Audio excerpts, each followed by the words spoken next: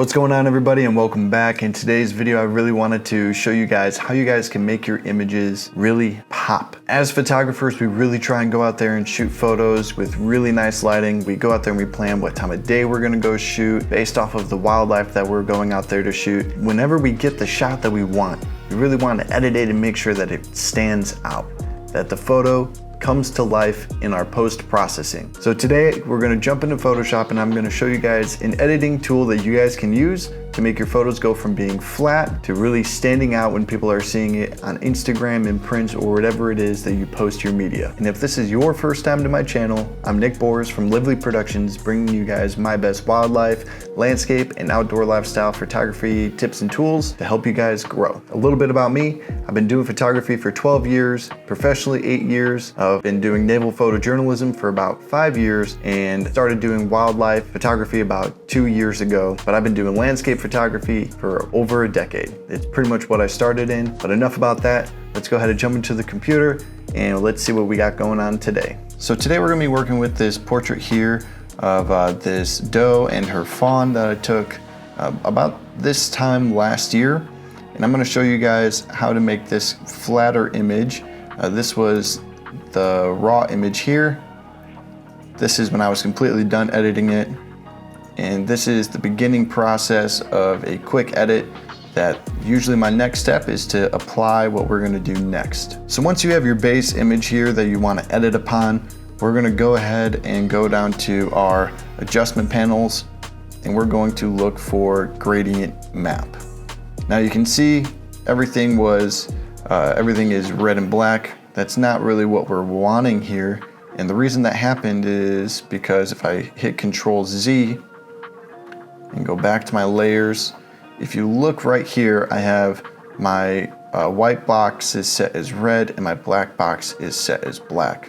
If we hit D, resetting those, and now we go back into it, now this is what we're looking for. So a gradient map is just a way for you to manipulate the absolute blacks to the absolute whites, creating little pinpoints so that you can adjust those so that you can manipulate everything in between. So the blacks, the shadows, the midtones, the highlights, and the whites. Essentially, it's very similar to curves, but for me, this gives a lot more control over what it is you're doing, and you can see everything a little bit better too. And I'll show you guys what I mean right now. So before I jump into everything right here, I'm gonna show you guys just the gradient editor presets. So if we click basics, you have your basic presets here. You can change your gradient to any of these colors, and you can really put any color you want into it, making our blacks and our whites both blue, and our creating a nice light blue in the center. So if you want to create LUTs or presets, this is a good way to kind of create a style, personalizing it to the photos or to the work that you do or the color grading that you want. For this, we want to stick with black and white though. We're not wanting a black and white image, so how are we going to get this photo and be able to edit it without manipulating the colors? I'm glad you asked, because we're going to go into our blending modes here. So go to your layers panel and then open up your blending modes. And the one that we want to only adjust the lighting and not the color is luminosity. So in our bar here, you can see that we have 2 points, and we're gonna be working on these bottom points right here, but we're gonna actually add a couple more. But before we add any more, let's go ahead and just make sure that these are set to absolute black and absolute white. So you wanna double click this, click on the color panel, and then hue we're not going to change, saturation we're not going to change. We're only talking about luminosity, so we're only talking about brightness. So we're going to make sure this is set to 0 for 100% black. We're going to go to our white, make sure our white is at 100%, so it's at 100% white. And then we'll put a point here in the middle, which is about your midtones, because we want grays. Location, make sure it's set to 50. Color, changing your brightness to 50. And we're gonna do the same thing at 75, making sure your location is 75 and your brightness is 75. We'll do the same thing, making sure your location's at 25 and your brightness is at 25. And I like to add another point right here and going ahead and adjusting your brightness to 12. All these little points are just gonna help you control the flow of your black shadows, midtones, highlights, and whites. Every little point that you add to it, you can have more or you can have less, is just gonna give you more control over that range of those particular, that particular brightness. So now I'm gonna start with the whites and the midtones. We will work our way back. So let's go ahead and just look at some of the brighter areas. So like right here on the face, and I'm gonna make some dramatic changes just so you can see them on your screen. So let's say I bring this all the way down. Now you can see right here how much brighter that particular area is. And you can see we're not making a whole lot of difference on the face. I'm gonna move it down about 10% because it's gonna make some difference in the smallest highlight parts, like the catch lights in the eyes, around the nose, things that you can't really see without zooming in too much. Now adjusting our highlighted one, you can see a lot of the changes are happening right here around the eyes. And the midtones, you're gonna see a big difference. Now let's jump into the shadows, and I'm gonna bring the blacks up to about 5%. We're gonna go ahead and hit OK. Now let's look at our before and after. So big difference here. Now hit Control I to invert that layer because we don't want all the brightness to be in the background here. Those areas are already pretty bright. We want our doe and our fawn to be the one to stand out.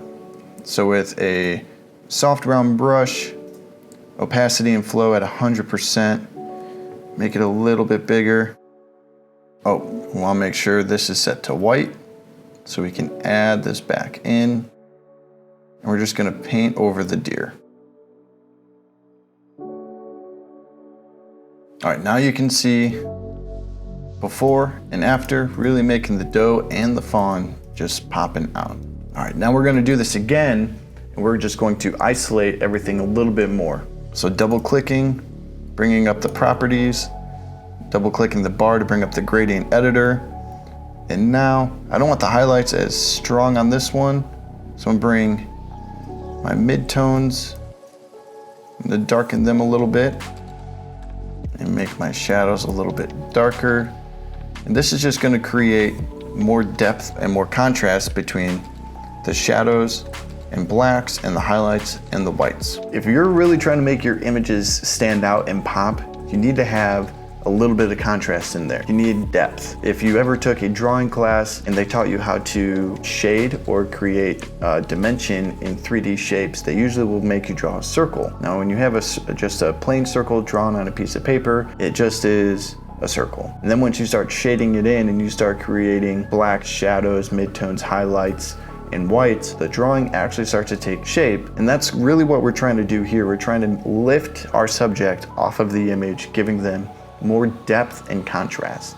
So more lighting between the blacks and the whites. Now here's our before, here's our after. And you can really see it in the face here. Right here on the ears, especially like on the hairs. Really want to make those hairs stand out.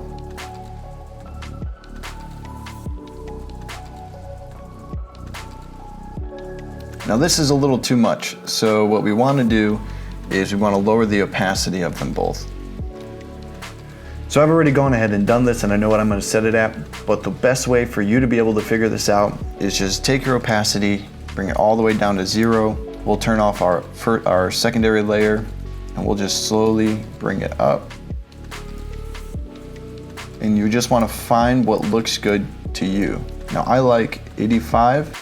And you're gonna do the same one for the second one, which I'm gonna put at 65.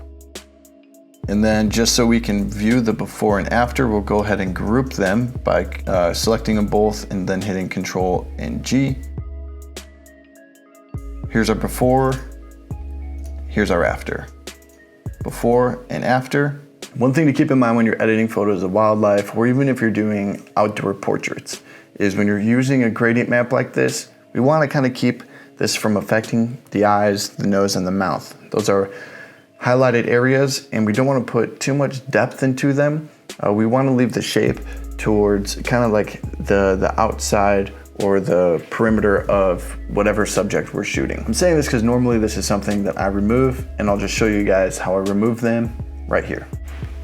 So click on the layer, make sure you have a brush selected, opacity 100, flow at 100. I'm gonna hit the backslash button on the keyboard, bringing up our layer mask here. And I know my edges aren't like perfect on this, mainly because this is just a tutorial and I want to show you guys how to do it. But you can spend as much time as you would like going through and cleaning up the edges and really blending it so it doesn't look, so you don't have haloing. That's the biggest thing. But enough about that. Let's go and remove this stuff from the eyes. Another reason we do this is because those are things that you want to edit outside of a gradient map, which I'll get into here in a couple seconds. But first, let's click that off and let's look at our before and our after. Before, after, and you can see just the subjects themselves are really starting to stand out here. And then of course, once I'm done going through my entire post-processing, this is what it will look like at the very end. And you can see really how much the deer stand out in comparison to the background. If you want to add another level of detail, which is really making the hair on the animals stand out, it creating more depth and contrast, check out my other video here so that I can teach you guys how to do that too, because I use that on pretty much every single one of my photos. If you enjoyed this video and found it useful, please give this video a like, as it really does help push the videos out to allow more people to go from having flat, boring images to making their images stand out and pop. If you like content like this, please consider subscribing. And if you have anything that you would like to add, drop a comment below. I do make it a point to try and get back to everybody as soon as I possibly can. If you have anything, your information is valuable, please put it in the comment section below. And I'll see you guys in the next one.